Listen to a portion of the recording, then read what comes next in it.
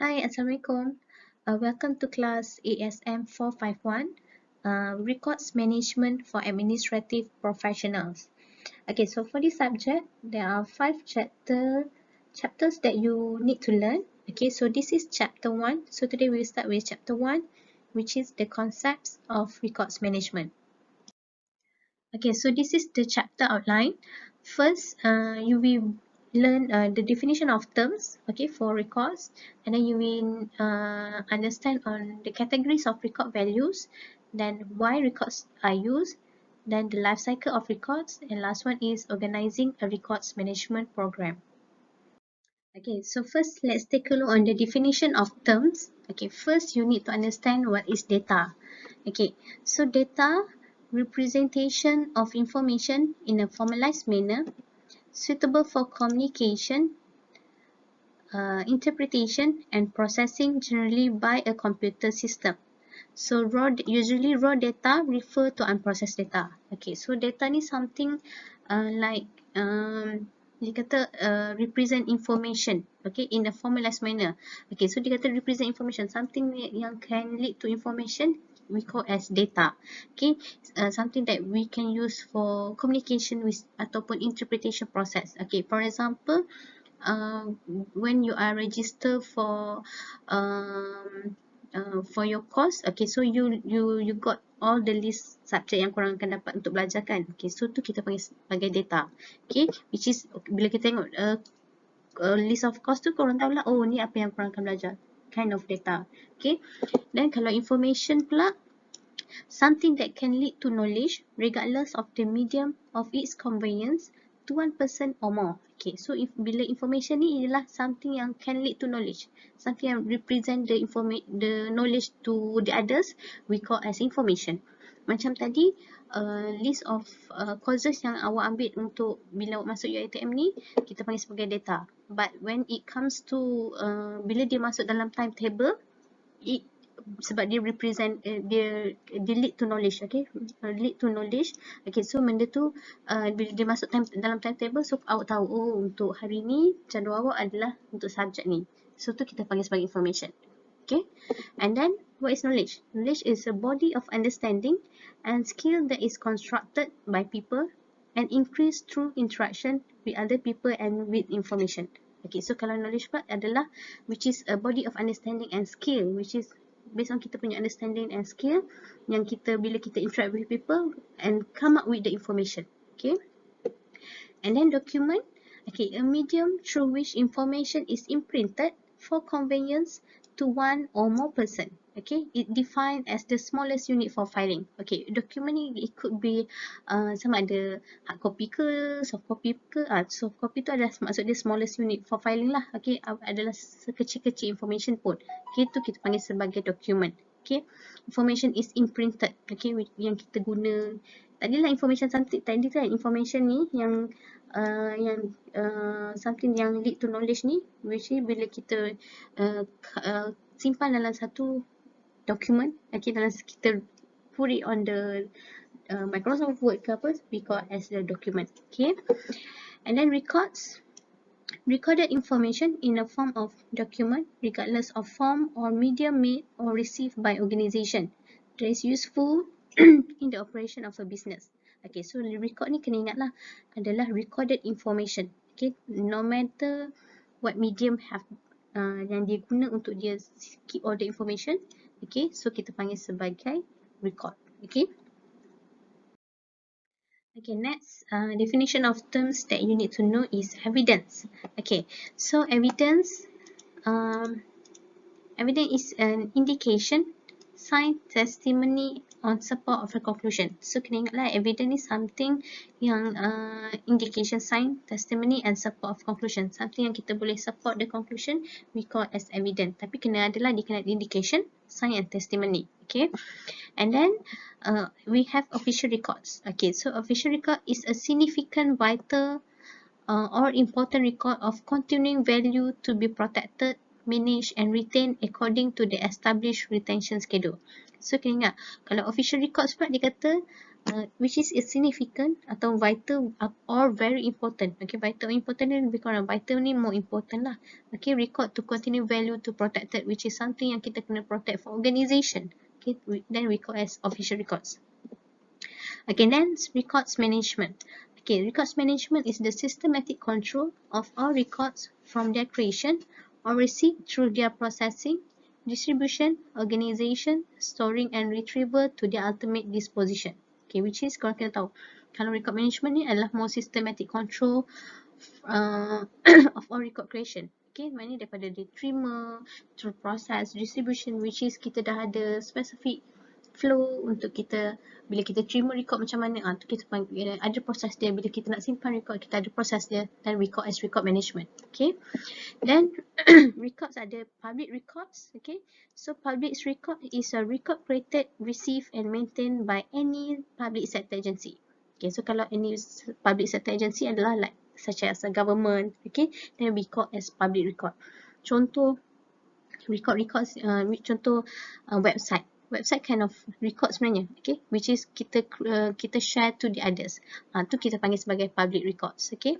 Then kalau private records, records created, received and maintained by non-governmental organisation. Ayat dia sama je, public records dengan private records ni.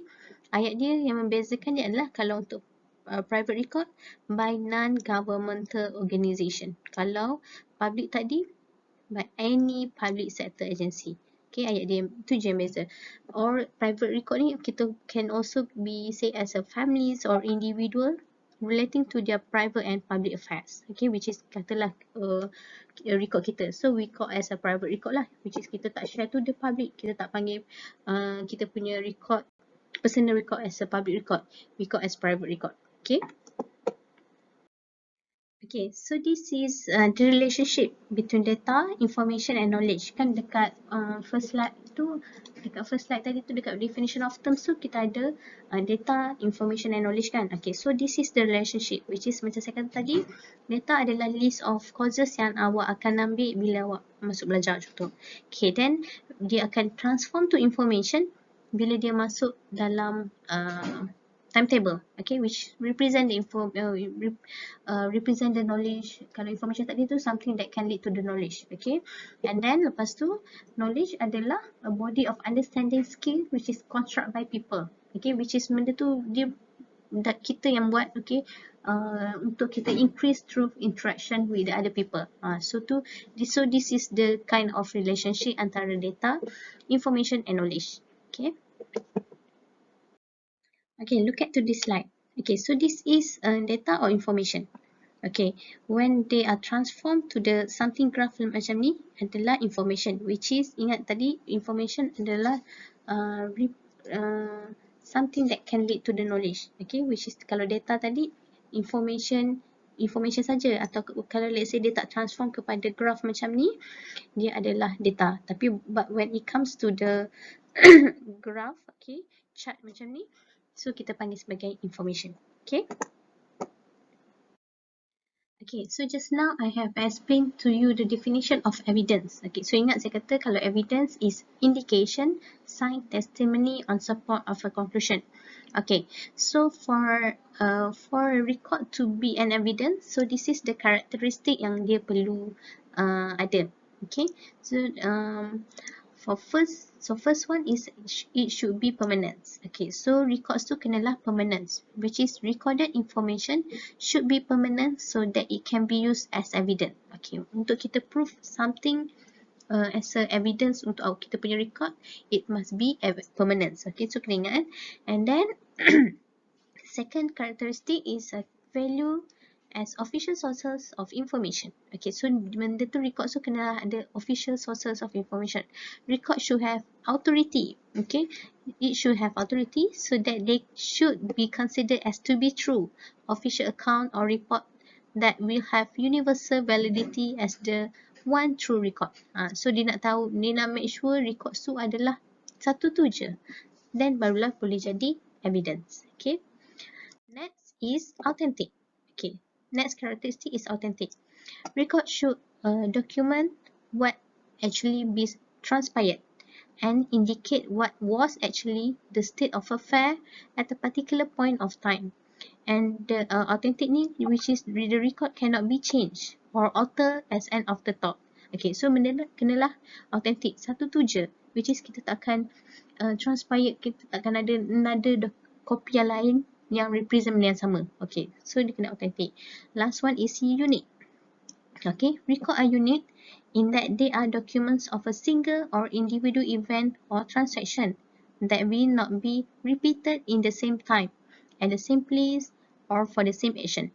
Which is kita takkan ada dua record yang berbeza. Contoh dekat Department A pakai record ni, Department B pakai record. Padahal benda tu benda yang sama. No. Dia akan jadi satu saja. Which is kalau dokumen tu ada dekat A, yang tu je lah. Dia takkan ada tiba-tiba dekat B pula. Okay. So it must be unique. So which is ada single or individual event or transaction.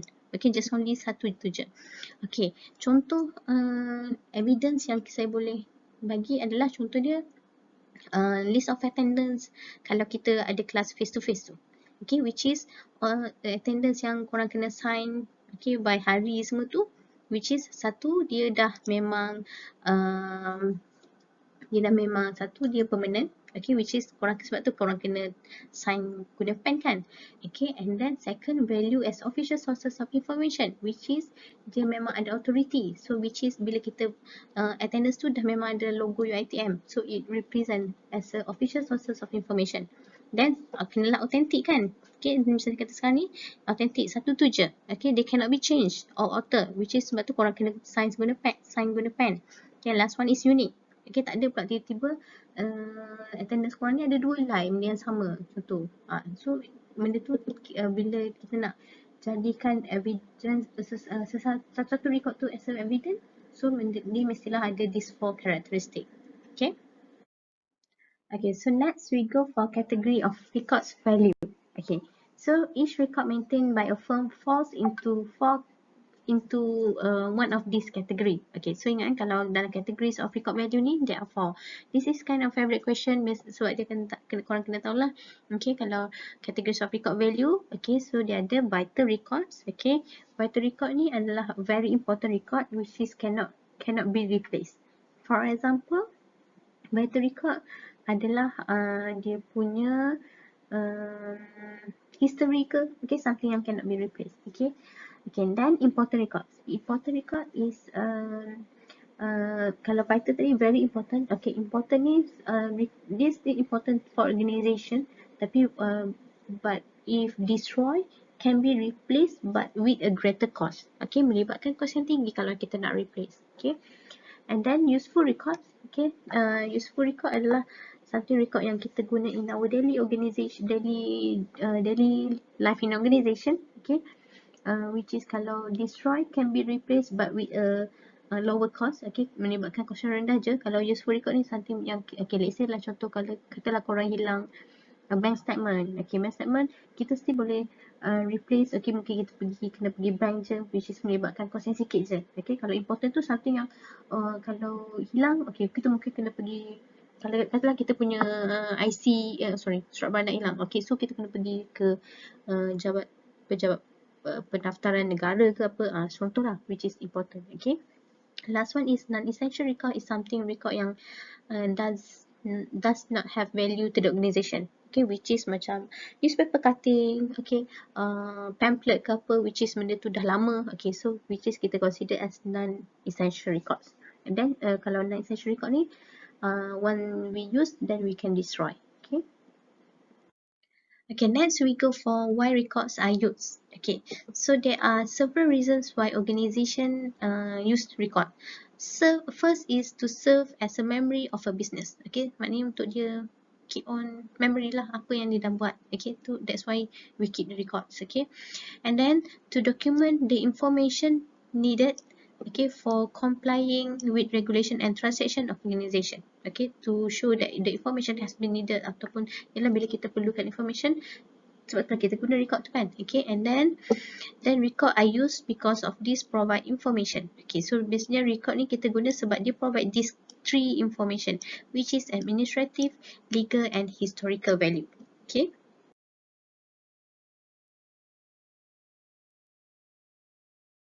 Okay, so next we go through on the why records need to be managed. Okay, kenapa kita kena manage records? First, to reduce the volume of record. Kita nak reduce the volume of record. Kalau kita tak manage, then kita tak tahu nak simpan yang mana. Sometimes we keep the same records in the file, kan? Kadang-kadang 2-3 record yang sama kita simpan. But when we manage the record, then we can reduce the volume of record. And then to improve storage and retrieval system, of course, once kita manage our record, kita boleh improve storage system, at the same time retrieval tu lagi cepat lah. Okay, and then to increase efficiency of record processing, then identify and protect vital record. Okay, kita boleh tengok terus when we manage the record, then we can identify and protect vital records. Okay, macam record-record yang tak penting kita boleh destroy. Okay, to meet legal requirement of the organization, okay, which is organization has stated that we need to have a records in our organization to make sure our business can be run smoothly. Okay, and then to protect the organization, customers, personnel, and stakeholder. Okay, to make sure we are protect all our customer, all stakeholder in organization. Okay, next is to improve productivity. Of course lah kan, bila kita dah improve kita punya storage and retrieval system, kita punya productivity will be improved. Tak adalah ambil masa 2-3 hari untuk cari record tu. Okay, sebab kita dah manage record kita. Okay, and next is cut cost. Okay, and last one is of course, when we cut cost, kita akan improve profit to the organization. Okay. Okay, so next we take a look on the records values. Okay, so there are 3 records values that you need to know. Okay, first one is administrative value. Okay, so for administrative value, we define as a record that had employee perform office operation. Okay, something yang dia help the employee to perform daily operation, we call as administrative values. Second is legal values. For legal values, records that provide evidence of business transaction. Okay, which is they provide evidence of business transaction, we call as legal. Contoh, apa-apa agreement, okay, to kind of provide evidence of business transaction lah kan, which is we have MOU with another company ke apa, collaboration ke apa, so we have a legal values. Okay, and last one is historical values. Okay, which is record that document the organization's operation, which is kita come up with the information yang kata organization operation adalah macam ni, tu kita panggil as a historical value. Okay, so next is the life cycle of records. Okay, so please give extra attention to these life cycle records, since this is for your assignment number 1. Okay, so life cycle of record will start with creation. Okay, so there are 5 phases of record life cycle. They start with creation, then distribution, use, maintenance, and disposition. Okay, so for creation, at the creation stage, at this point, usually records are collected and captured within, inside, or outside organization. Okay, so record tu adalah sama ada kita terima, sama ada luar ataupun dalam organization. Okay, so for example of record creation adalah kalau dari dalam inside organization, it could be a dictation, okay, handwritten draft, voicemail, or email. Something yang kita create dari dalam tu kita panggil as kind of dalam creation punya stages lah. Okay, and then for outside organization, it could be mail, personal delivery, fax documents, okay, and then last one is email. Okay, something yang kita terima from outside, it could be anything. Okay, and then once we are create the records, then we go for distribution. Okay, so distribution, dia kata to be useful, the information must be readily available to be distributed to the person requiring the data, okay, which cover the internal or external delivery. Okay, so usually distribution ni kita nak share the information or records, let's say ada orang request for the records. Okay, it could be internal ataupun external. Okay, so distribution of recorded information also involve deciding the photographic process to use. Person will receive and records and copies needed. Okay, usually biasanya bila kita nak hantar dekat luar tu, ada proses dia kan. Okay, which is kalau kita sendiri pun ada department want to ask for document from our department. So mungkinlah dia kena isi form ke, sebab nak make sure lah. Okay, once the record dah keluar, so senang untuk kita retrieve back the information. Okay, And then third phases is use. Okay, so use apa? Orang yang kita distribute tu lah. Okay, bila kita distribute kepada orang tu lah yang akan use. Okay, so dia kata use record are used for making and documenting decision, for answering questions, reference, text and legal reasons. Okay, so records are important in the business transaction and generally classified into following categories. Biasanya bila dekat use ni kita dah ada set dah dia punya classification categories. Macam tadi yang saya dah explain, kita ada administrative, legal, historical. Okay, so tu kind of dalam use ni. Okay, so once kita dah use, nak kena buang ke? Takkan. Sebab records is important for organisation. So lepas tu kita akan maintain. Okay, maintenance. Okay, so after record have used, it must be filed or stored for future reference. Okay, so the filing method can classify into alphabetically order, subject, numeric or geographic. Depend on how organisation make according for their record system. Okay, sama ada dia guna alphabetical order ke ataupun dia guna subject as their filing system or numeric ataupun geographic. Okay, so benda tu lah yang kita akan letak dekat maintenance. Okay, so dekat maintenance juga depends to the organisation. Sama ada dia guna a cabinet ke, dia guna OpenShift file ke, ataupun they keep their records in image based system. Okay, let's say dia simpan dalam bentuk hard copy ke, okay, dia masuk dalam server ke. Okay, and then to finding records after it has been filed is the main objective of filing system. Okay, which is itulah kenapa kan kita simpan record ni. Kita nak make sure once we need to use the record, we can easily retrieve back the information. Okay, so lepas kita dah maintain untuk several years, kita akan disposition. Okay, so disposition ni, records that are no longer used and not up to date, we go for the final stage of records life cycle, which is include lah disposition or permanent storage. Okay, disposition ni tak semestinya kita buang terus. It could be for permanent storage. Okay. Okay, so dia kata paper records are disposed by burning, okay, shredding or pulping. Okay, then image-based record, we follow the process of distribution by shredding or powering, or digital record will be format again and then or delete the file. Kan, depends lah. Kalau records tu, kalau kertas pun kita bakar ke apa. Tapi kalau dalam bentuk soft copy, we can format back the system ke apa and then dia terus hilang ataupun delete macam tu. Depends on how organisation manage dia punya record.